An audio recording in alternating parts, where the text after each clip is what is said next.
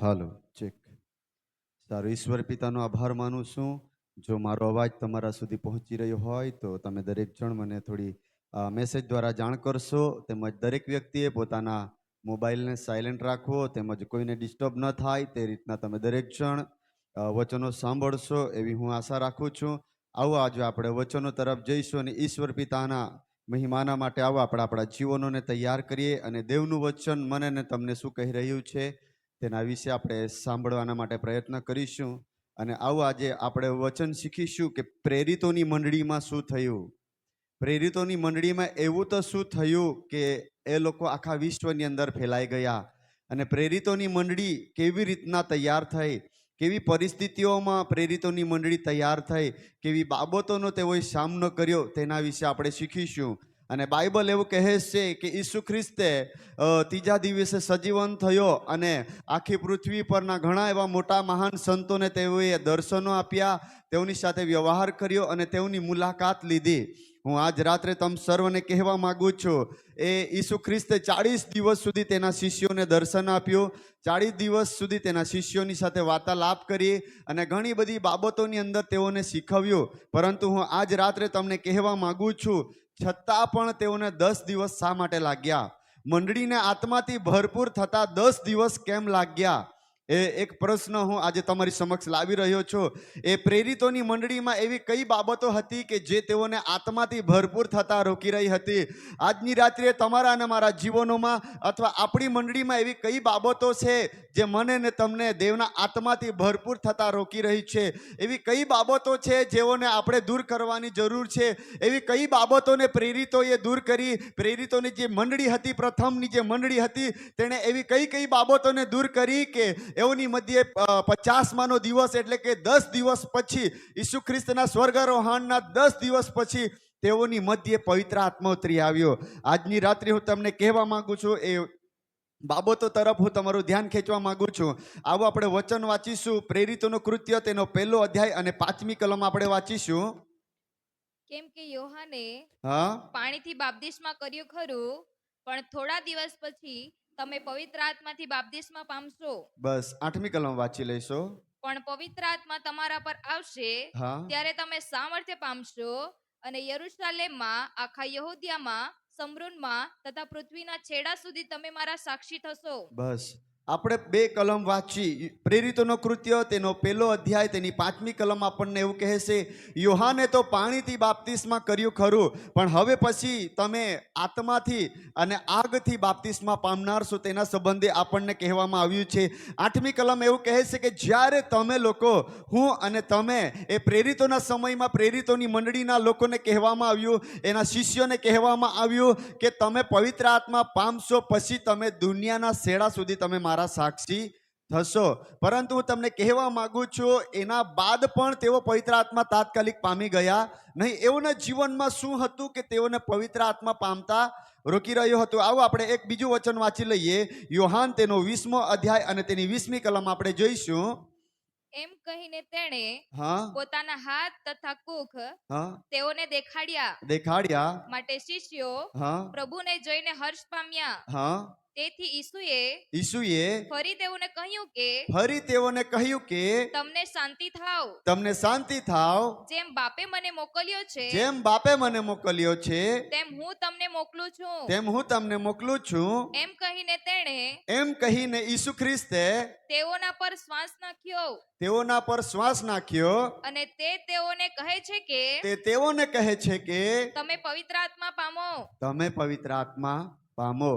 ઈસુ ખ્રિસ્તે તેઓને કહ્યું કે તમે પવિત્ર આત્મા પામો. ત્યારબાદ પણ તેઓ પવિત્ર આત્મા પામી શક્યા નહીં. એઓના જીવનમાં એવી કઈ બાબત હતી અથવા એ મંડળીમાં એવી કઈ બાબતો ચાલી રહી હતી કે તેઓને ઈસુ ખ્રિસ્તને ઉઠાવી લીધા બાદ પણ 10 દિવસ લાગ્યા? હું તમને પહેલી બાબત કહેવા માંગુ છું.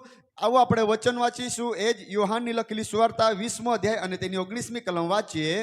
ત્યારે તે જ દહાડે, ત્યારે તે જ દહાડે એટલે અઠવાડિયાના પહેલા દિવસે સાંજ પડીએ શિષ્યો જ્યાં એકઠા થયા હતા, ત્યાંના બારણા યહૂદીઓના ભયથી બંધ કરવામાં આવ્યા હતા. ત્યાંના બારણા યહૂદીઓના ભયથી બંધ કરવામાં આવ્યા હતા તેઓને પવિત્ર આત્મા પામતા રોકી રહ્યું હતું. તેમાં પહેલી બાબત છે તે હું તમને કહેવા માંગુ છું, એ તેઓના જીવનમાં ભય હતો, તેઓના જીવનમાં ડર હતો, જે તેઓને પવિત્ર આત્મા પામતા રોકી રહ્યો હતો. પહેલી બાબત હું તમને કહેવા માંગુ છું, એ પ્રેરિતોની મંડળીની અંદર પહેલી એક બાબત હતી કે તેઓના જીવનમાં ડર હતો.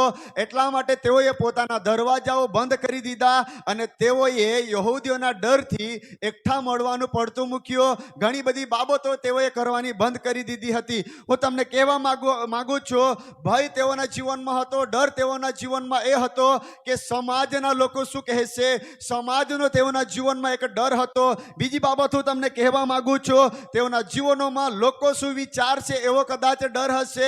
કદાચ તેમના જીવનમાં આપણે જોઈએ છે, બાઇબલ એવું કહે છે કે ઈસુ ખ્રિસ્તનું નામ તમારે લેવું નહીં એવું તેઓને કહેવામાં આવ્યું હતું અને તેઓ ઈસુ ખ્રિસ્તનું નામ ખુલ્લી આમ છૂટથી લઈ શકતા ન હતા. માટે તે કાયદાનો તેઓના જીવનમાં ડર હતો.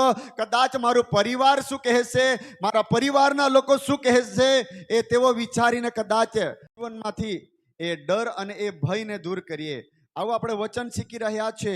પ્રેરિતોની મંડળીમાં શું થયું, આપણે વચન વાંચ્યું કે પ્રેરિતોના મંડળીની અંદર પહેલો અધ્યાય અને તેની 5મી કલમ અને તેને 8મી કલમ આપણે વાંચી ગયા કે પૃથ્વીના છેડા સુધી તમે મારા સાક્ષી થશો. પરંતુ હું તમને કહેવા માંગુ છું, મંડળીને આત્માથી ભરપૂર થતા 10 દિવસ લાગ્યા. તેનું પહેલું એક કારણ હતું, તેઓના જીવનમાં ડર હતો. હું તમને કહેવા માંગુ છું, મારા જીવનમાં મેં જે અનુભવ કર્યો, અમે જ્યારે નાનલા હતા, બાળપણની અવસ્થાની અંદર સ્કૂલમાં જતા હતા ને એટલા બધા અમારા વિસ્તારમાં પણ પ્રભુ પર વિશ્વાસ કરનારા ન હતા. ત્યારે અમને જે અમારા સિનિયરો હોય, અમારા કરતાં આગળ ભણનારા એવા વિદ્યાર્થીઓ અમને પકડે અને તેઓ બોલતા, ચાલ હાલેલુયા બોલી બતાવ, એમ કે ચાલ હાલેલુયા તું અમને બોલી બતાવ. અમારા જીવનમાં તે સમયે ડર હતો. અમે શું બોલીએ શું ન બોલીએ એ બાબતો અમારા જીવનમાં હતી. પણ હું આજે હિંમતની સાથે કહેવા માંગુ છું, એવો માના ઘણા આજે અમારી મંડળીમાં આવીને બેસે છે. એક સમયે અમારા જીવનમાં નાનપણની અંદર અમને પણ એવી રીતના હાલેલુયા બોલી બતાવ, ઈસુવાળા, એવી રીતના ઘણી બાબતોનો અમને પ્રશ્ન કરવામાં આવતો હતો. તે સમયે નાનપણની અંદર અમારા જીવનમાં પણ એક ડર હતો કે અમે ઈસુનું નામ લઈ શકતા ન હતા. પણ આજની રાત્રિ હું તમને કહેવા માંગુ છું, અમે હિંમતથી ઈસુનું નામ લઈએ છીએ. ગામની અંદર હોય, સમાજની અંદર હોય કે બીજા રાજ્યની અંદર, બીજા જિલ્લાઓની અંદર હોય, અમે ઈસુનું નામ લેતા ડરતા નથી. હું આજ રાત્રે તમને કહેવા માંગુ છું, એ જ પ્રમાણે ઈસુનું નામ લેવાના માટે એઓના જીવનમાંથી ડર હટ્યો ત્યારે તેઓ પવિત્ર આત્માથી ભરપૂર થયા. હું તમને કહેવા માંગુ છું, આજે ચર્ચોમાં જઈએ છીએ, પ્રાર્થનાઓ કરીએ છીએ, અમે આરાધના કરીએ છીએ, એવું લોકો જાણી જશે એવો ડર અને ભય લોકોના જીવનમાં છે. તો પછી તમને પવિત્ર આત્મા મારા જીવનમાં, તમારા જીવનમાં પવિત્ર આત્મા કામ કરશે નહીં. બાઇબલ એવું કહે છે, તમને ડર ભયનો આત્મા નહીં પણ દેવે તમને સાવધ બુદ્ધિનો આત્મા આપ્યો છે. અને એ ડર ભય મારા ને તમારા જીવનમાંથી દૂર થશે ત્યારે જ મંડળી પણ ઉન્નતિ પામશે.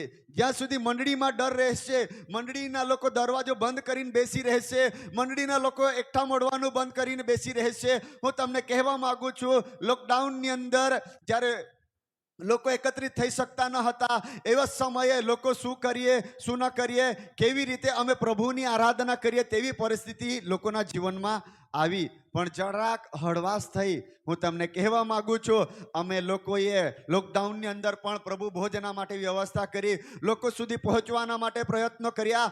ઓનલાઈન મારફતે ફોન દ્વારા પણ અમે લોકોને વચનો આપ્યા છે, ઘરે જઈને પણ હિંમત આપી છે. અને હું તમને કહેવા માંગુ છું, આજની રાત્રે મારા અને તમારા જીવનમાં જો ડર હશે, ભય હશે, તો હું અને તમે ઉન્નતિ પામી શકતા નથી. બીજી બાબત હું તમને કહેવા માંગુ છું, સમય ઝડપથી જઈ રહ્યો છે, મારી પાસે ઘણા લાંબા વચનો અને વિષય છે. હું તમને કહેવા માંગુ છું, એ મંડળીની અંદર પ્રાર્થના હતી નહીં. લોકો એકત્રિત થઈ શકતા ન હતા, તો લોકો કેવી રીતે દેવની આરાધના કરી શકે? મંડળીમાં પ્રાર્થના ન હતી. હું તમને કહેવા માંગુ છું જે લીડરો હતા તેઓના જીવનમાં પ્રાર્થના ન હતી. હું તમને કહેવા માંગુ છું જે પ્રેરિતો કહેવાતા હતા તેઓના જીવનોમાં પણ પ્રાર્થના ન હતી. હું તમને કહેવા માંગુ છું જે આગેવાનો હતા, આગળ પડતા કામો કરી રહ્યા હતા, તેઓના જીવનમાં પ્રાર્થના ન હતી. તેઓ ડર અને ભયના કારણે તેઓએ દરવાજા બંધ કરીને પોતપોતાના ઘરોમાં બેસી રહ્યા હતા. આ જો પ્રાર્થના કરીશું તો લોકો સાંભળી જશે, ઓ ઈસુનું નામ પોકારીશું તો લોકો સાંભળી જશે, ઓ સમાજ સાંભળી જશે, એવા ડર અને ભયમાં તેઓ પ્રાર્થનાથી પણ દૂર હતા. હવે આપણે એક વચન વાંચીશું, માથીની લખેલી સુવાર્તા તેનો 26મો અધ્યાય અને તેની 41મી કલમ આપણે વાંચીશું. જાગતા રહો ને પ્રાર્થના કરો, અને પ્રાર્થના કરો કે તમે પરીક્ષણમાં ન આવો. કે તમે પરીક્ષણમાં ન આવો. હું તમને કહેવા માંગુ છું આગળ, આત્મા તત્પર છે ખરો, આત્મા તત્પર છે ખરો, પણ શરીર અબળ છે. હા આગળ, વળી બીજી વાર તેણે જઈને પ્રાર્થના કરી કે, હા ઈસુ ખ્રિસ્તે ફરી એકવાર જઈને પ્રાર્થના કરી, ઓ મારા બાપ, ઓ મારા બાપ, જો આ પ્યાલો મારા પીધા વગર હા મારી પાસેથી દૂર કરી ન શકાય, હા તો તારી ઈચ્છા પ્રમાણે થાય. તારી ઈચ્છા પ્રમાણે થાય. આ સમયે શું થાય છે? ઈસુ ખ્રિસ્ત 3 શિષ્યોને સાથે લઈને જાય છે અને ગેત્સેમાની નામની વાડી હતી ત્યાં પ્રાર્થના કરી રહ્યો હતો. ત્યારે પિત્તર અને તેના જે સાથે શિષ્યો હતા તેઓ પ્રાર્થના કરવાના બદલે ઊંઘી રહ્યા હતા. આજે મંડળી ઉન્નતિ નથી પામી રહી, આજે મારી અને તમારી મંડળી ઉન્નતિ નથી પામતી. એનું એક જ કારણ છે, તમારા અને મારા લીડરો પણ ઊંઘી રહ્યા છે. હું અને તમે ઊંઘી રહ્યા છીએ એમ કહીએ તો ખોટું નથી. અથવા સેવા કરનારા પાસ્ટરો જેઓ આગેવાનો છે તેઓ ઊંઘી રહ્યા છે. આપણે આગળ વાંચીશું એમાં માથીની લખેલી સુવાર્તા તેનો 26મો અધ્યાય અને 41મી કલમ આપણે વાંચી રહ્યા છીએ. ત્યારે આગળ, જાગતા રહો ને પ્રાર્થના કરો, હા કે તમે પરીક્ષણમાં ન આવો. તમે પરીક્ષણમાં ન આવો. આગળ, આત્મા તત્પર છે ખરો, હા પણ શરીર અબળ છે. શરીર અબળ છે. વળી બીજી વાર તેણે જઈને પ્રાર્થના કરી કે, હા ઓ મારા બાપ, ઓ મારા બાપ, જો આ પ્યાલો મારા પીધા વગર હા મારી પાસેથી દૂર કરી ન શકાય, હા તો તારી ઈચ્છા પ્રમાણે થાય. આગળ, ત્યારે તેણે બીજી વાર આવીને હા તેઓને ઊંઘતા દીઠા. અહીં શું કરી રહ્યા છે? શિષ્યો ઊંઘી રહ્યા છે. દેવનો આત્મા તો કામ કરવા માંગે છે મંડળીની અંદર. ઈસુ ખ્રિસ્તની એવી ઈચ્છા છે કે આ મંડળી પ્રાર્થના કરે, મંડળીના લોકો પ્રાર્થના કરે. પરંતુ હું તમને કહેવા માંગુ છું, આજની રાત્રિએ મંડળીના લીડરો જ ઊંઘી રહ્યા હોય, મંડળી જો જાગૃત અવસ્થામાં ન હોય, મંડળીના પાસ્ટરો જાગૃત અવસ્થામાં ન હોય, આત્માની કોઈ દોરવણી જ પ્રાપ્ત થઈ નહીં હોય, તો મંડળીની ઉન્નતિ કેવી રીતે થશે?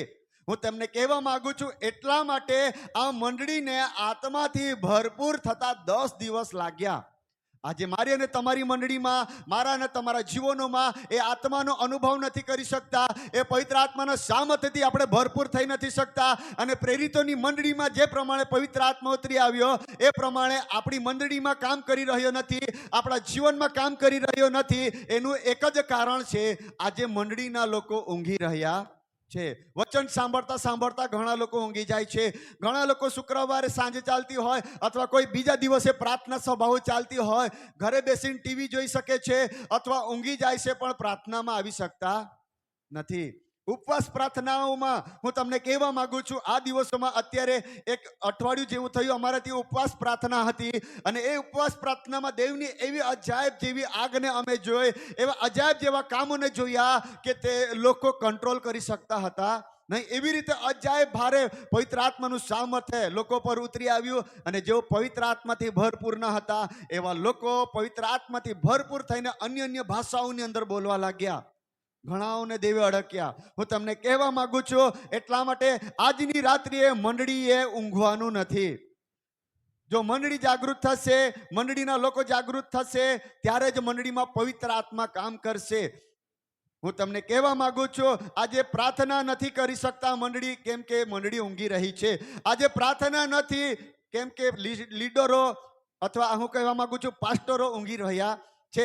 આજે મારા અને તમારા જીવનોમાં હું કહેવા માંગુ છું, પ્રાર્થના નથી. અને પારિવારિક જીવનમાં હું તમને કહેવા માંગુ છું, પ્રાર્થના બંધ થઈ ગઈ છે ઘણાઓના પરિવારોમાં.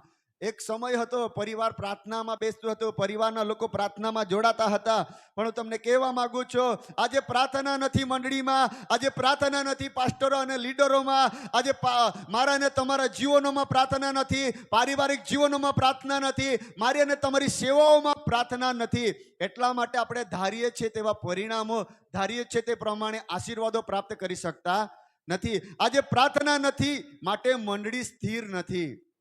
મારી વાત ધ્યાનથી સાંભળજો.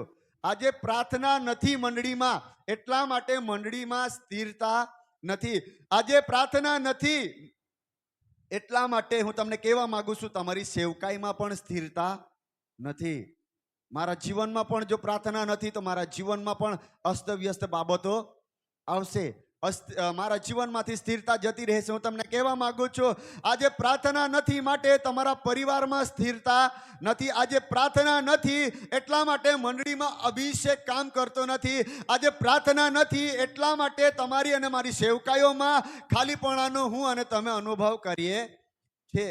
આ અનુભવ પ્રેરિત લોકો પણ કરી રહ્યા હતા, એટલા માટે તેઓ આત્માથી ભરાઈ શક્યા નહીં. ઈસુ ખ્રિસ્તે તેઓને કહ્યું કે તમે પવિત્ર આત્મા પામો. એમ કહીને તેઓ પર શ્વાસ ફૂંકવામાં આવ્યો. આપણે યોહાનની અંદર 20:20 ની અંદર જોઈ ગયા કે તેઓ પર શ્વાસ ફૂંકવામાં આવ્યો અને તેઓને કહેવામાં આવ્યું કે તમે લોકો પવિત્ર આત્મા પામો.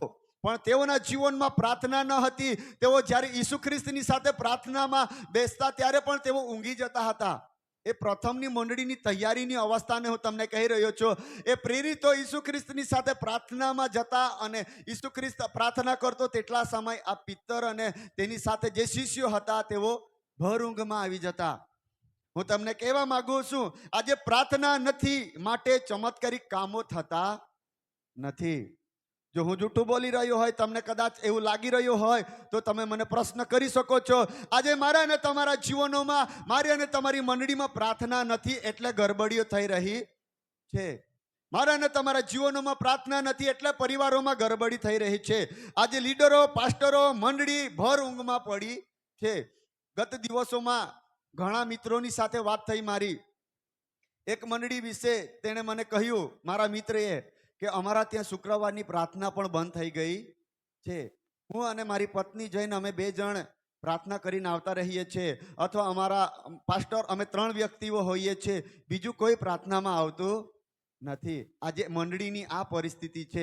અને લોકો કહે છે કે મંડળીમાં આત્માનું કામ નથી થતું. આજે લોકો કહે છે મંડળીમાં ચમત્કારિક કામો નથી થતા. આજે લોકો કહે છે અમારા જીવનોમાં અમે પવિત્ર આત્મા શા માટે નથી પામી શકતા. તેનું એક જ કારણ છે, આજે તમે ભર ઊંઘમાં છો.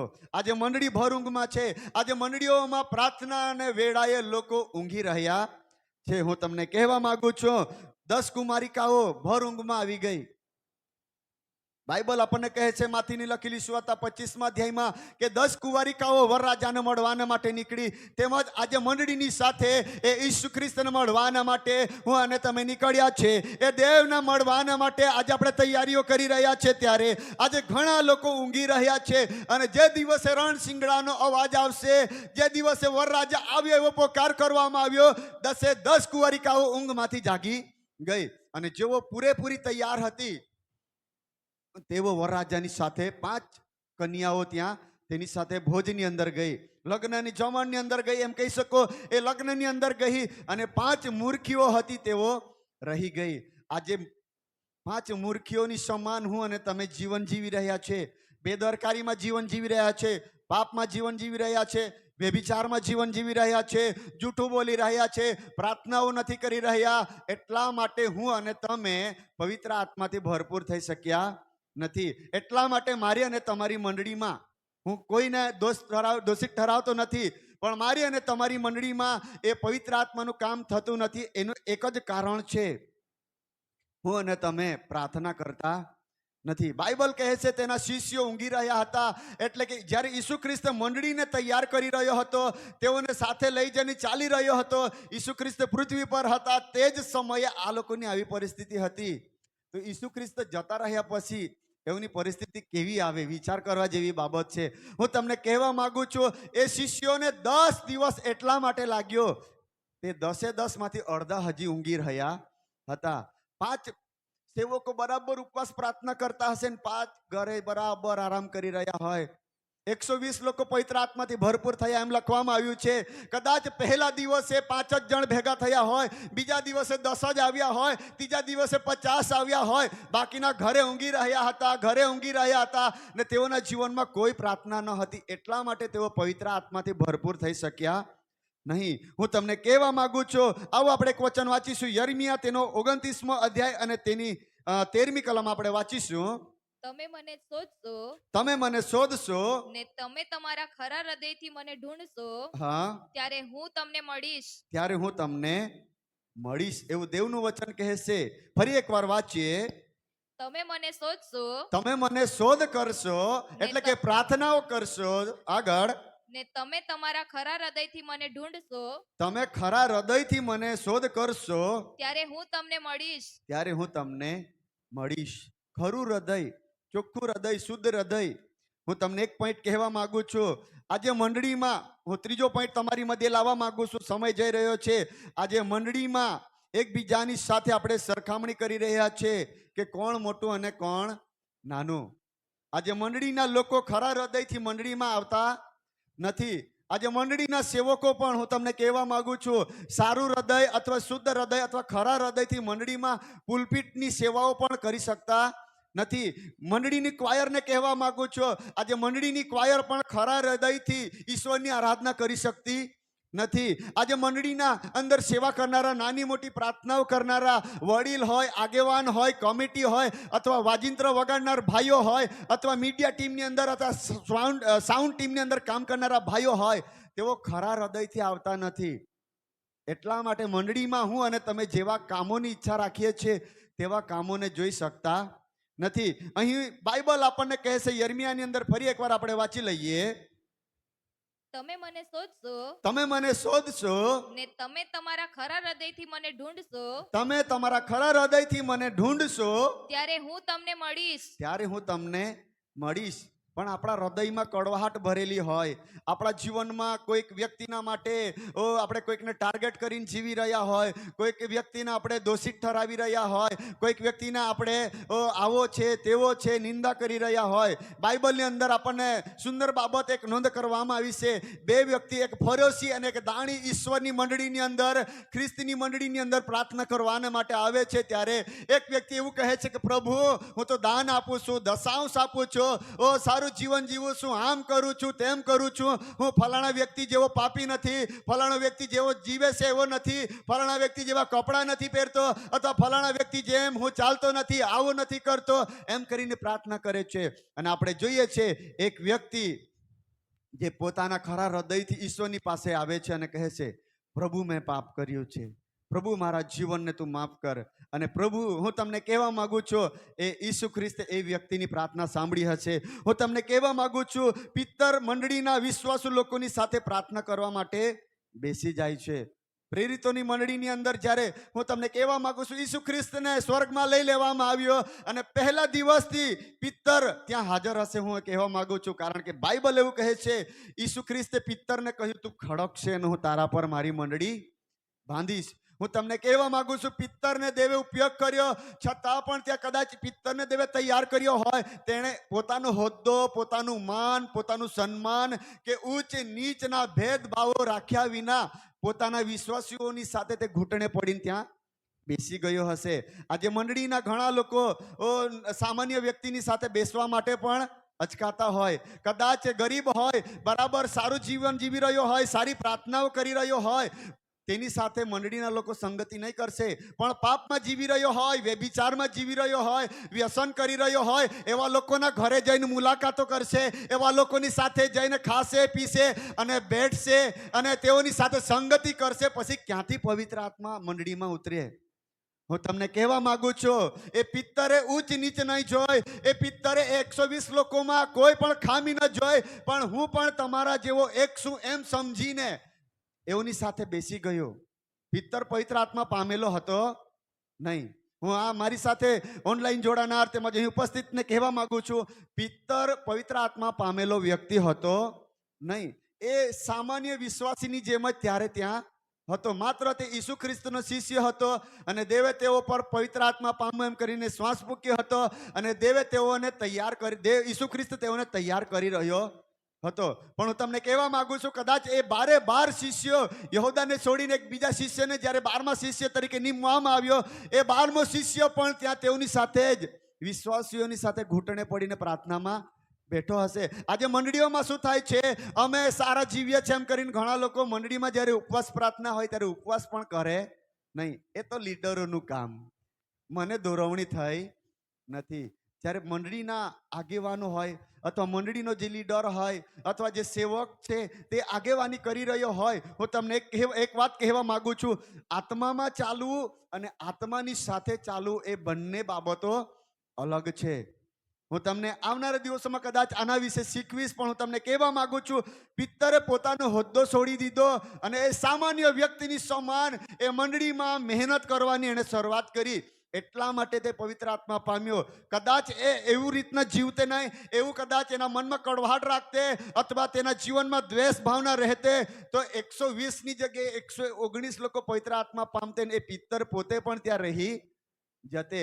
હું તમને કહેવા માંગુ છું, તમે ગમે તેટલા સમૃદ્ધ હોવ, તમે ગમે તેટલા માનવંતા વ્યક્તિ હોવ, તમે ગમે તેટલા ધનાઢ્યા વ્યક્તિ હોય, અથવા તમે પાસ્ટરના દીકરા દીકરીઓ હોય, અથવા તમે કોઈક સારા અધિકારીઓ હોય, પણ હું તમને કહેવા માંગુ છું, જ્યારે દેવના ઉપસ્થિતિની વાત આવે છે ત્યારે દરેક વ્યક્તિ ઈશ્વરની આગળ એક સરખા થઈને આપણે આરાધના પ્રાર્થના કરીએ. હું જે ગીત ગાઉં છું, હું જે તાળી પાડું છું, એ મારા માટે પાડું છું. મારી પત્નીના માટે, મારા પરિવારના માટે હું કંઈ કરી શકતો નથી. ઓનલાઈન સાંભળનારને દરેકને કહેવા માંગુ છું, તમે તમારા બાળકોને ગમે તેટલો પ્રેમ કરી રહ્યા હોય, તમારા પત્નીને તમે ગમે તેટલો પ્રેમ કરતા હોય, પણ તેના માટે તમે 10 તાળીઓ વધારે વગાડી શકતા નથી. તેના માટે એક ગીત તમે વધારે ગાઈ શકતા નથી. તમે બધા ઈશ્વરની નજરમાં એક સરખા છો અને પોતાની મહેનત પોતે જ કરવી પડે છે. આ બાબત પ્રેરિતો સમજી ગયા. હું તમને કહેવા માંગુ છું, તેણે મંડળીને છોડી દીધી નહીં. પિત્તર જ્યારે આત્માથી ભરપૂર થવાની શરૂઆત થઈ, હું તમને કહેવા માંગુ છું, 10 દિવસોની અંદર પિત્તરે મંડળીને છોડી દીધી નહીં. કોઈના ભરોસે મંડળીને મૂકી દઈને તે ચાલ્યો ગયો નહીં કે તું કરી લેજે, કે પેલા ભાઈને આપી દેજે, કે તું આમ કરજે, કે તું તેમ કરજે. હું તમને કહેવા માંગુ છું, તેણે મંડળીને છોડી દીધી નહીં. તેણે મંડળીને સાથે લઈને આવો આપણે બધા એ દેવના આત્માની રાહ જોઈએ એમ કરીને 120 લોકોને તેણે સાથે લીધા. આવો આપણે ત્રીજો પોઈન્ટ આગળ વધીએ. મંડળીમાં એકબીજાની સાથે સરખામણી કરી રહ્યા હતા, કોણ મોટું અને કોણ નાનું. એટલા માટે તેઓ હજી સુધી પવિત્ર આત્મા પામી શક્યા હતા નહીં. લુકની લખેલી સુવાર્તા તેનો 9મો અધ્યાય અને 47મી કલમ. લુકની લખેલી સુવાર્તા તેનો 9મો અધ્યાય અને તેની 47મી કલમ આપણે વાંચીશું. તેઓમાં વાદ વિવાદ શરૂ થયો કે ઈસુ ખ્રિસ્તની મંડળીમાં વાદ વિવાદ શરૂ થયો કે આપણામાં સૌથી મોટો કોણ થાય. આપણામાં સૌથી મોટો કોણ થાય. હજી તો ઈસુ ખ્રિસ્ત તેઓની મધ્યે જ હતા. ઈસુ ખ્રિસ્તનું હજુ તો ક્રૂસ પર બલિદાન આપવાનું બાકી હતું. ઈસુ ખ્રિસ્ત મરણમાંથી સજીવન થવાના બાકી હતા.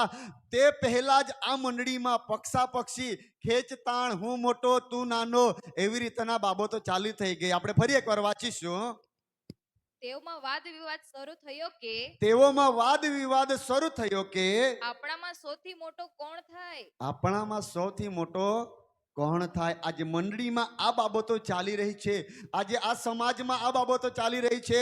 આજે મારી અને તમારી મંડળીમાં આ બાબતો ચાલી રહી છે. અને મને ઓનલાઈન સાંભળનાર તેમજ અહીં ઉપસ્થિત દરેકને કહેવા માંગુ છું, આજે મંડળીઓમાં આ બાબતો ચાલી રહી છે. એટલા માટે દેવનો આત્મા છૂટથી કામ કરી શકતો નથી.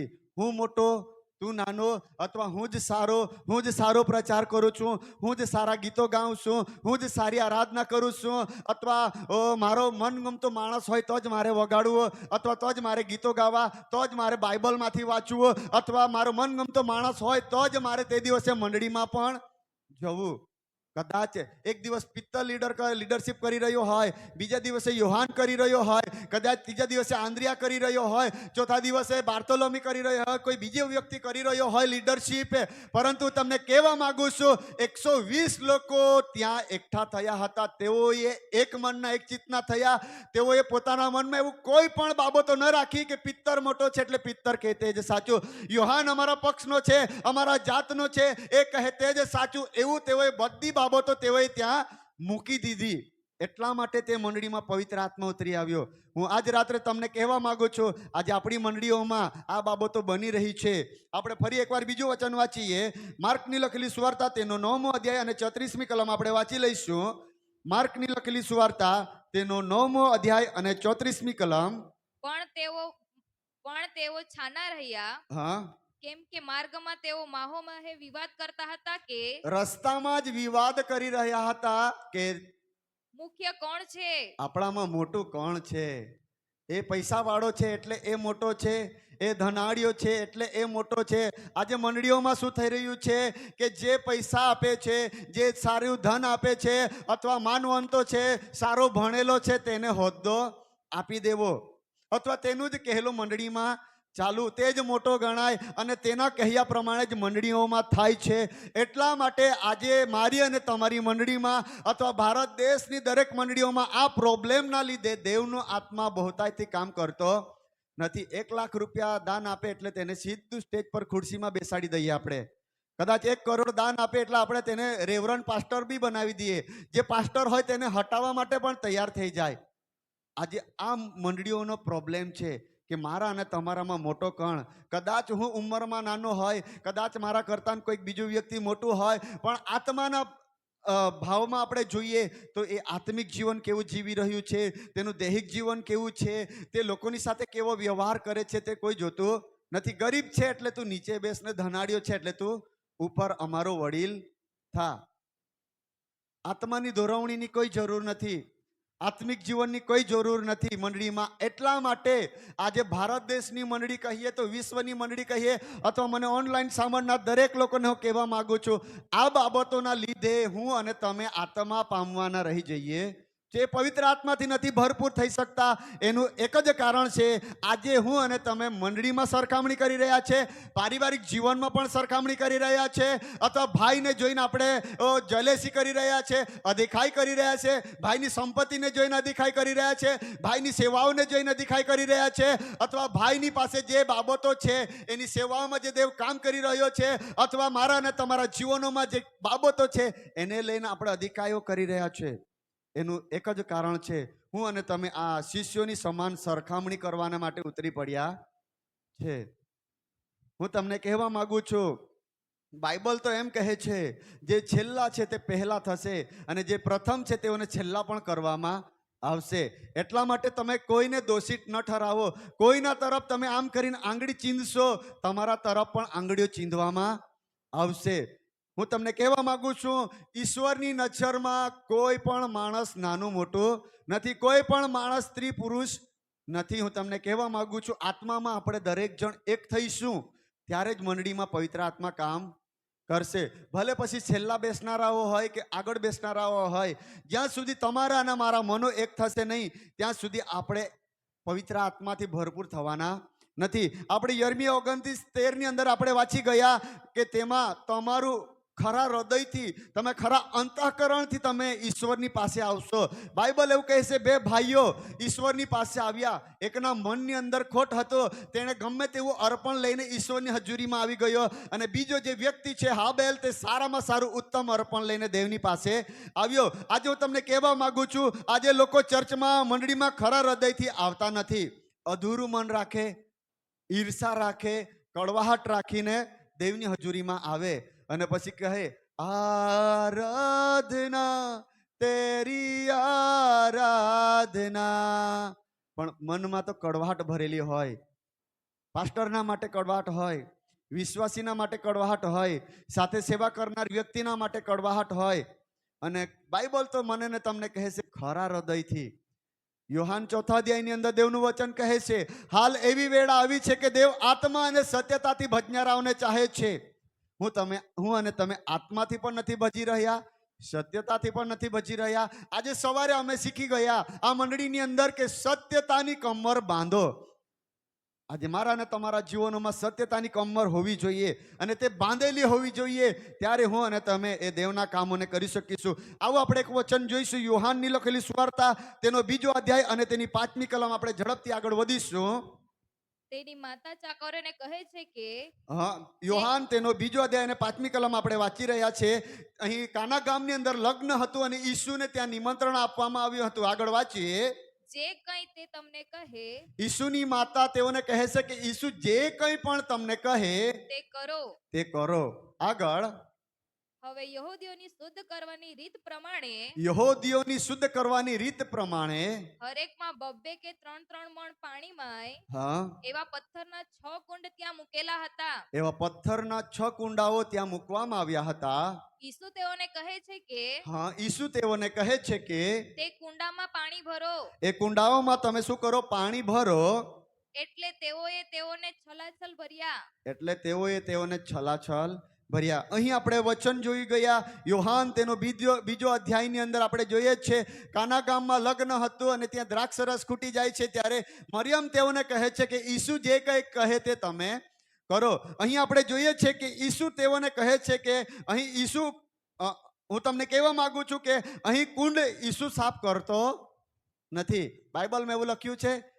કોઈએ વાંચ્યું છે અત્યાર સુધી કે ઈસુએ પોતે કુંડા સાફ કર્યા? અહીં આપણે જોઈએ છે કે અહીં કુંડ જે છે તે ઈસુ સાફ કરતો નથી, પણ શિષ્યો તેની સાથે સેવકો હશે, નાના મોટા દરેક લોકો ત્યાં મહેનત કરીને તે કુંડાઓને સાફ કરે છે અને ત્યાં પાણી છલોછલ તેઓ શું કરે છે? ભરે છે.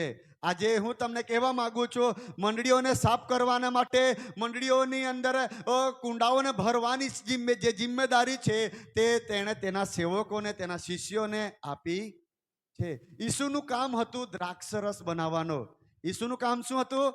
જે પાણી હતો તેનો દ્રાક્ષરસ બનાવવાનો કામ ઈસુ ખ્રિસ્તનું હતું. પરંતુ મંડળી અથવા જે કુંડાઓ છે તેને સાફ કરવાનું કામ આ દિવસોની અંદર ઈસુ ખ્રિસ્તે તેના સેવકોને, તેના શિષ્યોને, કમિટીઓને આપ્યું છે.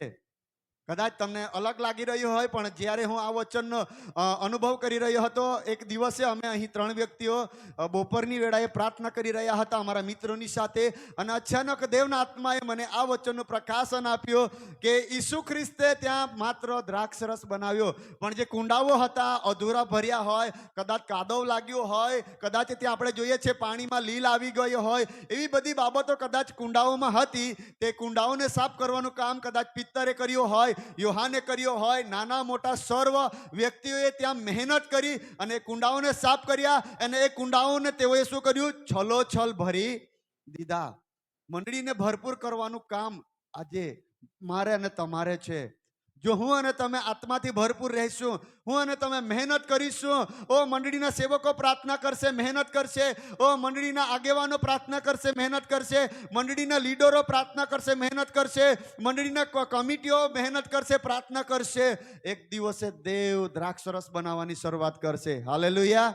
હું તમને કહેવા માંગુ છું, એટલા માટે આવો આપણે આપણા જીવનોને પ્રભુના હાથોમાં સોંપીએ અને આપણને જે કામ સોંપવામાં આવ્યું છે એ કામને આપણે કરીએ. હું તમને કહેવા માંગુ છું, હવે પ્રેરિતોની મંડળીને 10 દિવસ પોતાને સાફ કરતા લાગ્યા, પોતાને ભરપૂર કરતા તેઓને શું લાગ્યું? 10 દિવસ લાગ્યા. મંડળીને તૈયાર કરતા તેઓને 10 દિવસ લાગ્યા અને 10મા દિવસે દેવનો આત્મા ભારે પરાક્રમ સહિત તેઓની મધ્યે ઉતરી આવ્યો. આવો આપણે આગળ વધીશું. હું તમને કહેવા માંગુ છું, આજે પ્રેરિતોની મંડળી હતી, તેઓ આત્માથી ભરાય તે પહેલા તે મંડળીમાં કઈ બાબત હજી બાકી હતી કે તેઓ તે બાબતમાં તૈયાર થયા. તો તમને કહેવા માંગુ છું, પ્રેરિતોની મંડળીમાં અને આજની આ મંડળીમાં પ્રેમ અને એકતાનો અભાવ છે. શું છે? પ્રેમ અને એકતાનો અભાવ છે. આજની આ મંડળીમાં કહીએ તો પણ અને પ્રેરિતોની મંડળીમાં કહીએ તો પણ હું તમને કહેવા માંગુ છું, પ્રેમ અને એકતાનો અભાવ હતો. આપણે જોઈ ગયા કે જ્યારે કુંડાઓ ભરવામાં આવ્યા ત્યારે બધાએ એક સાથે મળીને મહેનત કરી. પિત્તર 2 ડોલ લાવ્યો હશે, કદાચ 3 ડોલ લાવ્યો હશે. કેટલું પાણી પિત્તર લાવ્યો અથવા ત્યાં કામ કરનારા લોકોએ કેટલા ડોલ ભરીને પાણી ત્યાં રેડ્યું તે કોઈ ગણતરી નથી, પણ બધાએ સાથે મળીને તે કુંડાઓને ભરી દીધા. ત્યારબાદ જે કામ કરવાનું હતું તે દેવના આત્માનું હતું અથવા ઈસુ ખ્રિસ્તનું હતું. પરંતુ હું તમને કહેવા માંગુ છું, આજે મંડળીમાં પ્રેમ નથી, પ્રેમનો અભાવ છે, મંડળીમાં એકતાનો અભાવ છે. એટલા માટે પવિત્ર આત્મા બહુતાઈથી અથવા છૂટથી કામ કરી શકતો નથી. આવો આપણે પ્રેરિતોનું કૃત્ય તેનો 4થો અધ્યાય અને 32મી કલમ આપણે વાંચીશું. વિશ્વાસ કરનારાઓનું મંડળ એક મનનું, વિશ્વાસ કરનારના જેટલા વ્યક્તિઓ હતા, વિશ્વાસ કરનારા તેઓનું મંડળ એક મનનું તથા એક જીવનનું હતું. તે તથા એક જીવનનું હતું. અહીં લોકોનું મન એક હતું. હું આજે તમને કહેવા માંગુ છું કે આજે લોકો શું કરે છે, એક મનના થઈ શકતા નથી. તેઓના જીવનમાં પ્રેમ આવી શકતો નથી. ભાઈના માટે, મંડળીના માટે પણ પ્રેમની જરૂર છે. જે સંગતિ આપણી પાસે છે, જે ટોળું આપણા પાસે છે, અથવા જે ટોળાની અંદર આપણે છે, ત્યાં પણ આપણે એક મનના અને એક ચિત્તના થવું પડે. પ્રેરિતોની મંડળીમાં આ બાબત ન હતી, એટલા માટે તેઓ પ્રથમ પવિત્ર આત્મા પામી શક્યા નહીં. પણ ધીરે ધીરે તેઓ સંગત કરતા ગયા, ત્યારે તેઓ એક મનના થયા, એક ચિત્તના થયા, ત્યારે તેઓ પવિત્ર આત્મા પામ્યા. હું તમને કહેવા માંગુ છું, લોકો આજે મંડળીને અથવા વિશ્વાસુઓને અથવા મિત્રોને જેમણે શરૂઆતના સમયે સાથ આપ્યો, તેઓને છોડીને આગળ વધવા માંગે છે, એટલે તેઓ સફળ થઈ શકતા નથી. પ્રથમના વિશ્વાસીઓને અથવા પ્રથમ જે વ્યક્તિઓએ સેવામાં સાથ આપ્યો અને હજી પણ સારું જીવન જીવી રહ્યા છે અને મંડળીમાં મહેનત કરી રહ્યા છે અને લોકોની સાથે સારું વ્યવહાર કરી રહ્યા છે, એવા લોકોને પણ છોડી દે છે અને એકલા જ આગળ વધવા માંગે છે. હું જ કંઈક સારો સેવક છું, હું જ કંઈ સારી સેવા મંડળીમાં કરું છું, મારે મંડળીની જરૂર નથી, મને ફલાણા ભાઈની જરૂર નથી, મને ફલાણા વ્યક્તિની પ્રાર્થનાની જરૂર નથી.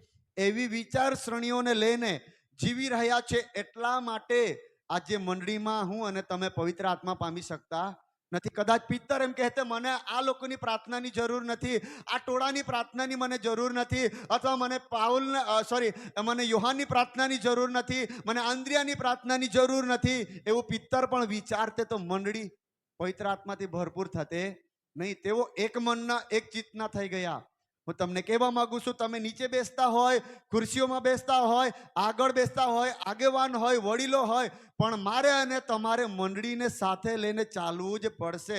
તો જ મંડળી પવિત્ર આત્માથી ભરપૂર થશે. હું તમને કહેવા માંગુ છું, જે કુંડ ભરવાના હતા અથવા જે કુંડા ભરવાના હોય અથવા અભિષેકથી ભરપૂર થવું હોય અથવા નવા આત્માથી મંડળીને જો મારે ને તમારી ભરવી હોય અથવા સેવકો જે છે તે વડીલો છે, એ દરેકને હું કહેવા માંગુ છું, આજની દિવસોની અંદર જો તમારે અને મારે કુંડાઓ ભરવા છે, જો તમારે અને મારે મંડળીને અભિષેકથી ભરવી છે, જો મારે અને તમારે મંડળીમાં નવા આત્માઓ આવે એવી ઈચ્છા હોય અને મંડળી આખી નવા આત્માઓથી ગીચો ગીચ ભરાઈ જાય એવી ઈચ્છા હોય, તો હું તમને કહેવા માંગુ છું, સેવકોને, વડીલોને કહેવા માંગુ છું, મંડળીના કમિટીઓને કહેવા માંગુ છું, એક સાથે કામ કરવું પડશે, તો જ થશે.